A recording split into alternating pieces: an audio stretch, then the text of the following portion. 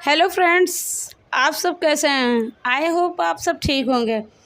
तो मैं स्वागत करती हूं अपने YouTube channel Kali ji study घर जाना पर। फ्रेंड्स, आज की वीडियो आप सभी के लिए बहुत ही महत्वपूर्ण होने वाली है, क्योंकि आज का जो वीडियो है वो मैं सीटेट का पेपर 21 जनवरी 2024 का जो चाइल्ड डेवलपमेंट एंड पेडागोजी बाल विकास व शिक्षा शास्त्र का पेपर फर्स्ट का लेके आई हूँ।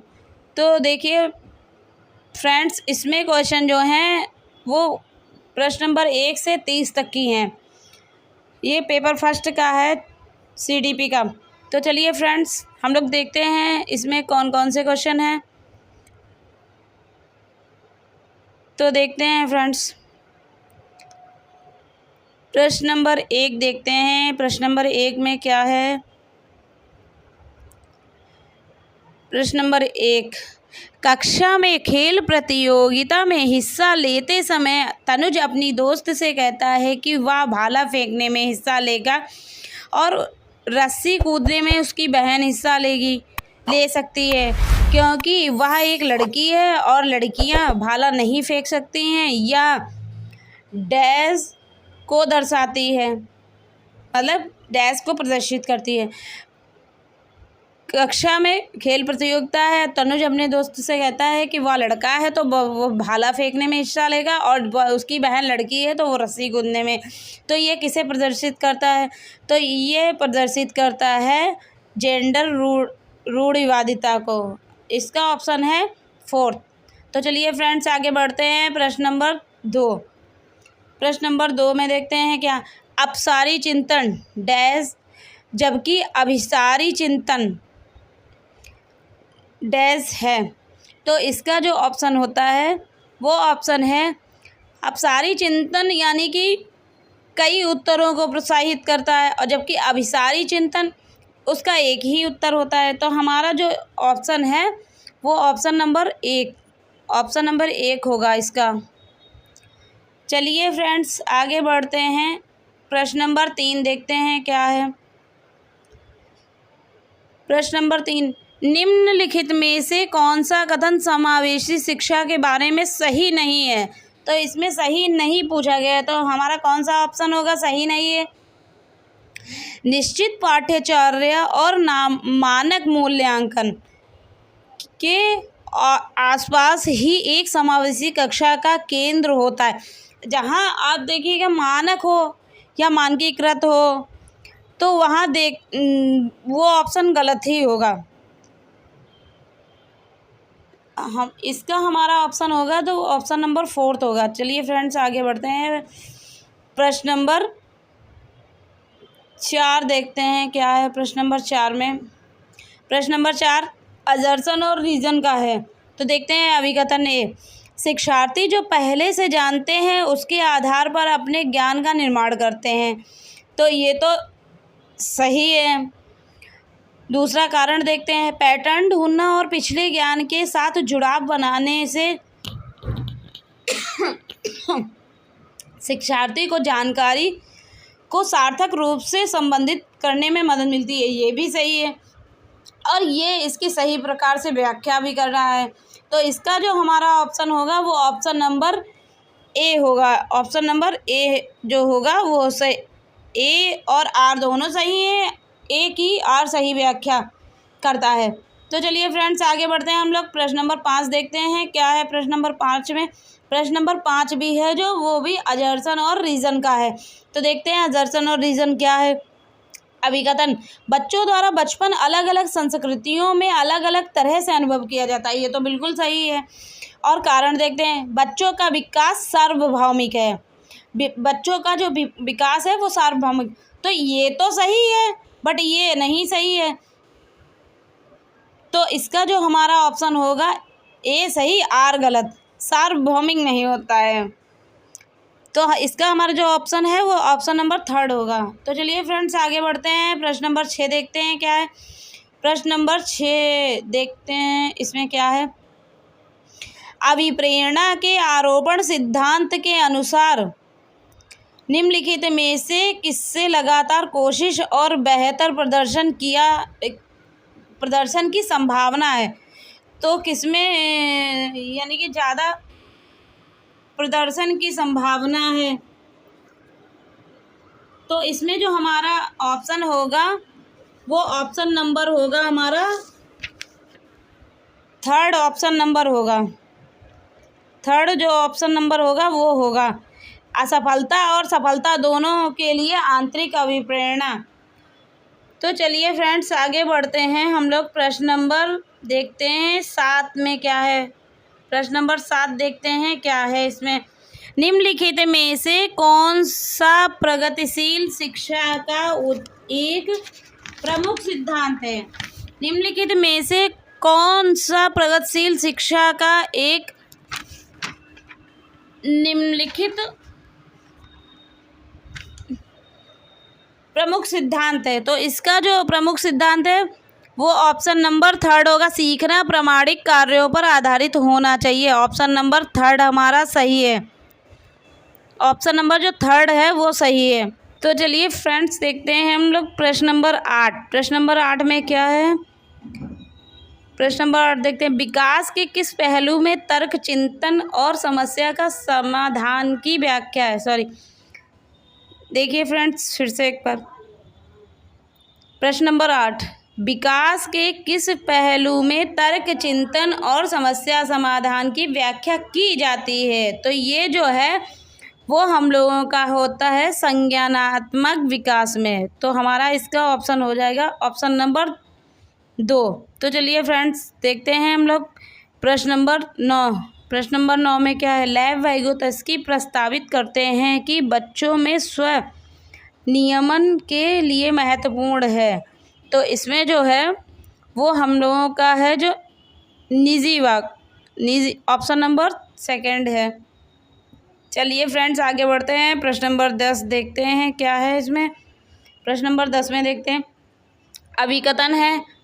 अभिकथन, लॉरेंस कोहलबर्ग के नैतिक विकास सिद्धांत में बच्चे कार्यों को उनके परिणाम के आधार पर अच्छा या बुरा समझने से इस समझ पर पहुंचते हैं कि नियम और कानून नम्य हैं और बदले जा सकते हैं। ये तो बिल्कुल सही है। लॉरेंस कोहलबर्ग का तर्क है कि नैतिक विकास क्रमिक रूप से चरणों में होता है। तो ये भी सही है। तो हमारा इसका ऑप्शन नंबर 1 होगा। ऑप्शन नंबर 1 है। चलिए फ्रेंड्स आगे बढ़ते हैं, प्रश्न नंबर 11 देखते हैं क्या है।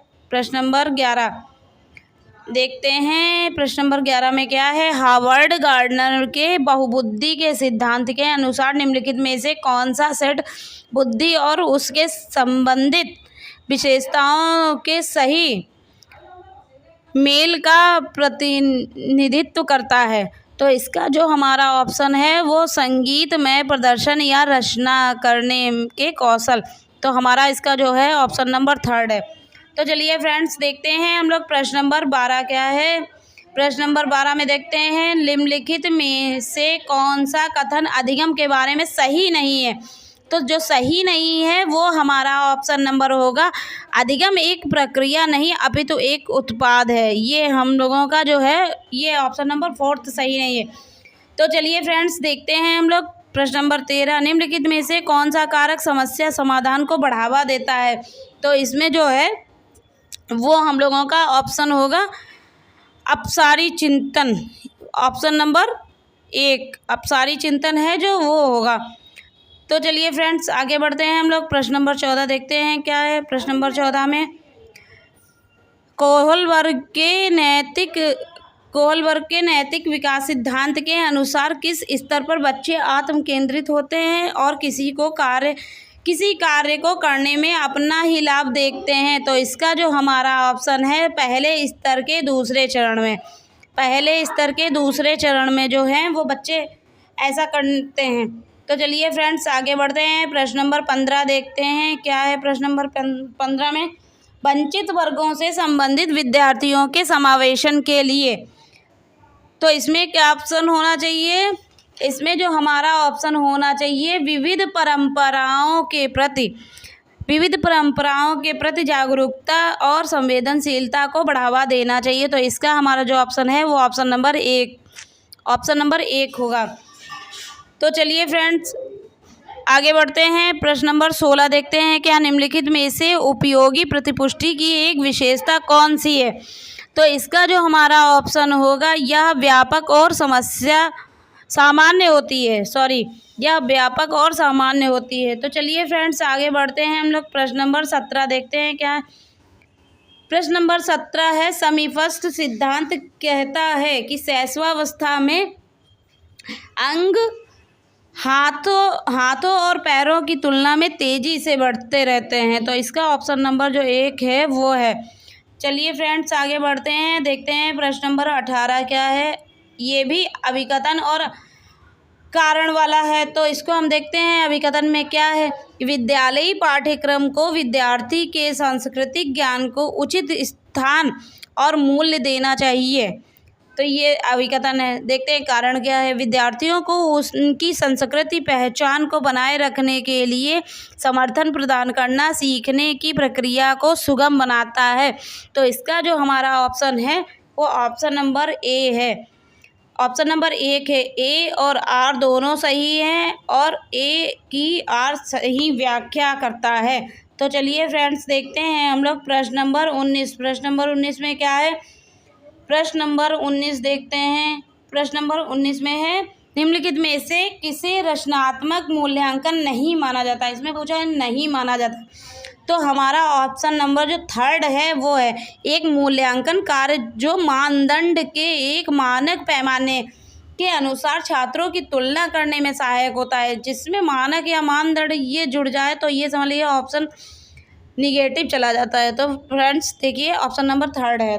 चलिए फ्रेंड्स आगे बढ़ते हैं, हम लोग देखते हैं प्रश्न नंबर 20 में क्या है, निम्नलिखित में से पठन वैकल्य की एक विशेषता कौन सी है? तो पठन वैकल्य की जो पूछी गई है, तो शारीरिक समन्वय में कठिनाई। तो इसका जो ऑप्शन है वो ऑप्शन नंबर 3 है। तो चलिए फ्रेंड्स देखते हैं और प्रश्न नंबर 21 में क्या है। प्रश्न नंबर 21 देखते हैं क्या है, निम्न में से किस प्रकार के प्रश्न एक छात्र की जानकारी का गंभीर रूप से मूल्यांकन करने की योग्यता का आकलन करने में मदद करता है? तो इसका जो ऑप्शन है वो ऑप्शन होगा, वे प्रश्न जो छात्र की व्यक्तिगत राय पूछते हैं। तो ऑप्शन नंबर जो 2 है वो है हम लोगों का। तो चलिए फ्रेंड्स आगे बढ़ते हैं, देखते हैं प्रश्न नंबर 22 क्या है, वादिता एक डैश स्थित है जबकि अक्षमता एक डैश स्थित है। तो ये हम लोगों का जो है वो ऑप्शन नंबर 2 होगा, कार्यात्मक और जैविक। मतलब बाधिता एक कार्यात्मक स्थिति है जबकि अक्षमता एक जैविक स्थिति है। तो चलिए फ्रेंड्स देखते हैं हम लोग प्रश्न नंबर 23 क्या है। प्रश्न नंबर 23 में देखते हैं, प्रश्न नंबर 23 देखते हैं, निम्नलिखित में से कौन सा कथन संज्ञान और भावनाओं के बीच के संबंध को उपयुक्त रूप से परिभाषित करता है? तो इसमें जो हमारा ऑप्शन है वो ऑप्शन होगा हमारा 2, भावनाएं और संज्ञान आपस में एक दूसरे पर पारस्परिक रूप से निर्भर करते हैं। तो हमारा जो ऑप्शन नंबर 2 है, इसमें ऑप्शन नंबर 2 होगा।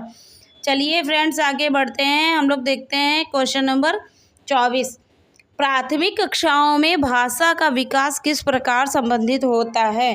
तो इसमें जो विकास संबंधित होता है वो होता है जब शिक्षक अमूर्त अवधारणाओं को संदर्भित करने में के लिए ठोस उदाहरणों का उपयोग करते हैं। तो हमारा इसका जो ऑप्शन होगा वो ऑप्शन नंबर 1 होगा, ऑप्शन नंबर 1। तो चलिए फ्रेंड्स आगे बढ़ते हैं, प्रश्न नंबर 25 देखते हैं क्या है। प्रश्न नंबर 25 में, निम्नलिखित में से कौन आंतरिक अभिप्रेरणा का सही वर्णन करता है? तो इसमें आंतरिक अभिप्रेरणा का सही वर्णन पूछा गया है। तो इसका जो ऑप्शन है वो ऑप्शन नंबर 2 है, अभिप्रेरणा जो कार्य के व्यक्तिगत आनंद से आती है। तो चलिए देखते हैं प्रश्न नंबर 26 में क्या है, निम्न में से कौन सा आलंबन का उदाहरण है? आलंबन यानी कि स्कैफोल्डिंग का पूछा गया है। तो चलिए देखते हैं स्कैफोल्डिंग का, बोलकर सोचो, संकेत और इशारे, आधा हल किया हुआ उदाहरण, रटकर, दोहराव या प्रश्न। तो इसका जो हमारा ऑप्शन होगा ABCD, इसका ऑप्शन है ABCD। तो हमारा ऑप्शन नंबर 3 होगा इसका। रटकर दोहराव नहीं होगा। चलिए फ्रेंड्स आगे बढ़ते हैं, प्रश्न नंबर 27 देखते हैं। प्रश्न नंबर 27 में क्या है?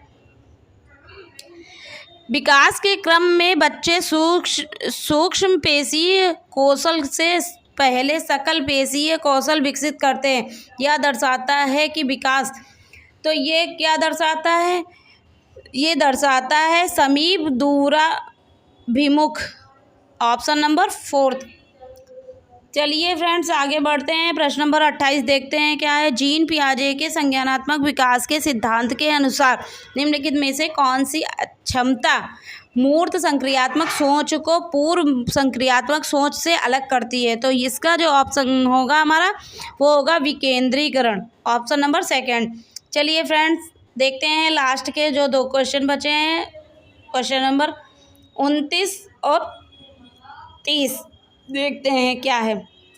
रस्सी कूदते समय पैर में रस्सी फंसने के कारण आउट होने के बाद अरु कहती है कि उसे रस्सी ने जानबूझकर आउट किया है। जीन पियाजे के संज्ञानात्मक विकास सिद्धांत की किस अवस्था में बच्चे इस तरह के तर्क कर देते हैं? तो इसका जो हमारा ऑप्शन होगा वो ऑप्शन होगा पूर्व चलन अवस्था, ऑप्शन नंबर 4 होगा। तो देखते हैं फ्रेंड्स हम लोगों का जो लास्ट क्वेश्चन है वो क्या है? लास्ट क्वेश्चन हम लोग देखते हैं क्या है? प्रश्न नंबर 30 देखते हैं क्या है?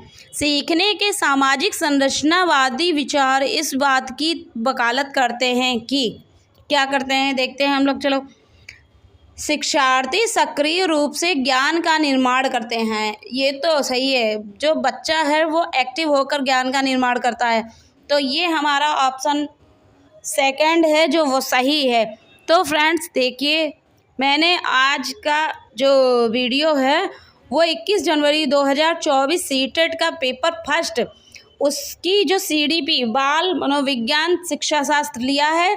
तो अगर फ्रेंड्स आपको वीडियो अच्छी लगी हो तो अभी तक अगर आपने मेरे चैनल को सब्सक्राइब नहीं किया है तो सब्सक्राइब कर लीजिए और लाइक कमेंट शेयर ज़रूर कीजिए ताकि आपको नोटिफिकेशन मिलता रहे। तो फ्रेंड्स थैंक यू।